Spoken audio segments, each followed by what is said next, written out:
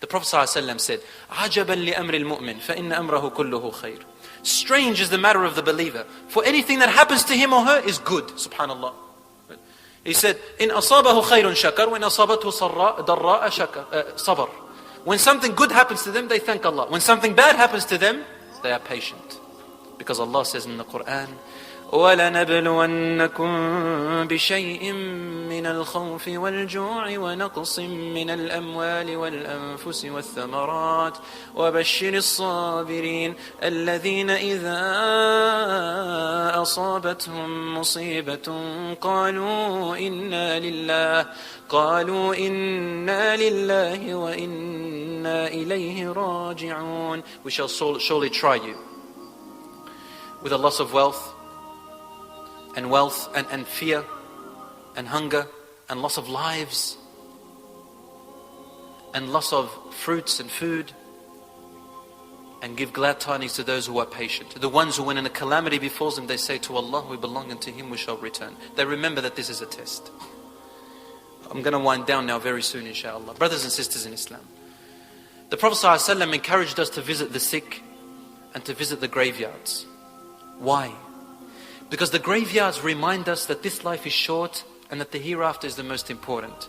So a man came and said, Ya Rasulullah, when is the last hour going to come? The Prophet ﷺ said, don't ask about that. ماذا أعددت لها? What have you prepared for it? So the hereafter is what we are preparing for. Visiting the sick and visiting the ill reminds us of the blessing that Allah has given us. We see, when we visit the blind person, we remember that Allah has given us eyesight. When we visit a deaf person, remember that Allah has given us hearing. When we visit a crippled person, remember that Allah has given us legs. The world is yours. You can do anything you like. Anything you like. But this poor crippled person, imagine what they were going through. I have 3 friends in Melbourne at the moment. They are three of them, wallahi, are extremely strong and young people. One of them is 23, the other is 32, and the other one is 31 years old. They have everything in the world, alhamdulillah. Their youth, their health, their wealth. Allah subhanahu wa ta'ala afflicted them with a harm. 3 of them were stricken with cancer. One of them leukemia, the 23-year-old. The second one, a rare type of leukemia. And the third one was also leukemia. The first one, who got leukemia, when he was 18 years old, he found out that he had leukemia when he was 18. He wasn't religious at that time, and he told me this. He said he went home and started to cry and wail and say, what have I done? Why did I deserve this? Why? He began to have doubt about his own faith. He said, a few months later I went back to the doctor and it was all gone. It was all gone. But he was almost about to do kufr. And he was gone. So after that, he actually became thankful to Allah. He started worshipping and became more religious. He even grew his beard. And he became one of those who became very knowledgeable in the religion, alhamdulillah, and made da'wah to his family. I think over 20 members of his friends also became better Muslims, and one girl over the internet, he gave her da'wah and she became a Muslim as well. At the age of 22, he felt ill again, and leukemia came back into his body. It's in Allah's wisdom why this happened. But look at his state now. He said, brother, now I've got leukemia, but he is now thankful to Allah. He still worships Allah. He asked me, should I shave my beard? I said, be patient, brother. Just keep it, even if it's one last hair. He kept it. And he went through a great struggle, my dear brothers and sisters, for 8 months under chemotherapy. It's unimaginable what kind of pain they go through, ya akhwan. Yeah, and he takes out all their white cells that protect them from all the bacteria and viruses. That if he got a cold, a flu, he will die from it if he doesn't go to the hospital within about 5 or 6 hours. He went through that. One time, one of his hoses that go into his heart, he has to keep it 24/7. It became loose and blood started to pour. He fainted and he was taken to hospital, an emergency, and he thought he was going to die. Then he woke up and they said, if you were here half an hour late, you would have been dead. And on and on. Then alhamdulillah, they found a donor for him.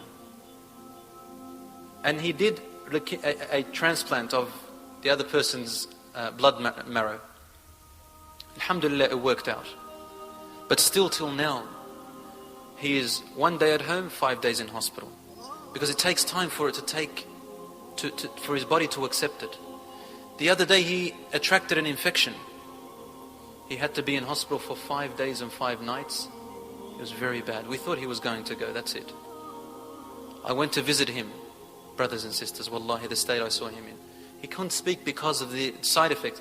Inside of his mouth he was full of, wallahi, I'm not exaggerating, probably 50 ulcers and pimples inside of his mouth and on his tongue and at the back. Couldn't eat, he couldn't drink from it. They had to put it through his nose and through his blood. And he's still going through it. He needs about a year to see whether his body accepts it or rejects it. Yet wallahi, I have never seen a person like him in that situation who was closer to Allah than he ever was. The second person, 32 years old, also attracted this rare type of leukemia. I went and visited him the other day. He has probably about, maybe if you count them, 300 hairs left on his beard from the chemotherapy. He was also admitted into the cancer institute or the cancer hospital because he had attracted a tiny virus which caused inflammation in his liver, and if he hadn't been there, 5 hours later he would have been dead. He is receiving a treatment worth $300,000. He said to me, I visited him, he said, it was a Friday evening and I had a little speech at the Preston Masjid, my usual Friday talks. I said, what would you like me to say to the people? He said, brother, he could barely talk of course. He said, brother, tell the people to thank Allah for the blessings that they have, their health. And what he was trying to say was also in this country, and I have to say it, that Allah subhanahu wa ta'ala has allowed us to be here in Australia, and besides all the other negativities, at least this. He said, if I was back, he's a Turkish brother, he said, if I was back in Turkey, brother, I couldn't afford this treatment. It's a $300,000 treatment, the government's paying for it. I would have been dead by now. I said to him, it's the same in Lebanon. You could be in a critical condition. If you can't pay, they'll leave you outside until you die. He said, it is Allah who put them here. It's not the Australian government, it's Allah. So tell them to thank Allah for what they have and stop whining. The third brother, he was a revert to Islam. Lebanese, used to be Christian and converted to Islam. Married a good sister. And he became very wealthy. Allah gave him lots of wealth, ya ikhwan. Lots of wealth. In fact, one day he came up to me and said, brother, I have $60,000 sitting aside. If you want, I can lend them to you and just pay me them in after 10 years if you like. Or if you know anybody, I'll lend them. Such a beautiful heart. One day he came to the masjid and hugged me after a while and he said, brother, I've got cancer. Leukemia. The cancer went away and then came back. And then for about 2 years I couldn't see him. In hospital. And finally they found a donor for him and he got the bone marrow transplant. He had to stay in his house from memory 11 months. He wasn't allowed to leave his bedroom because if he did, he didn't have enough of his white blood cells to protect him against any virus or bacteria. He'd die within 5 hours. Subhanallah, you would think that he would move away from Allah. But subhanallah, the other day his parents came in and he kept on giving them da'wah for about 3 hours, constantly saying to them, Mum, Dad, if you don't become Muslim now, I will die a sad man. I don't want to leave this world knowing that you have disbelieved in Allah. I want you to be with me in Jannah if you want to make me happy. And he doesn't care that he's going to leave the world. The only thing that make him happy is that his parents embrace Islam. So the parents said something and he went unconscious. The next day they brought the priest and he started throwing holy water on them, baptizing them again. He said, in case because you see they did kufr, in other words. In case they made kufr, they went into Islam. So he started baptizing them to make sure that everybody's still a Christian. I applaud these brothers and I got a really great lesson from them. I don't know if I can be the same if I was in their position, wallahi.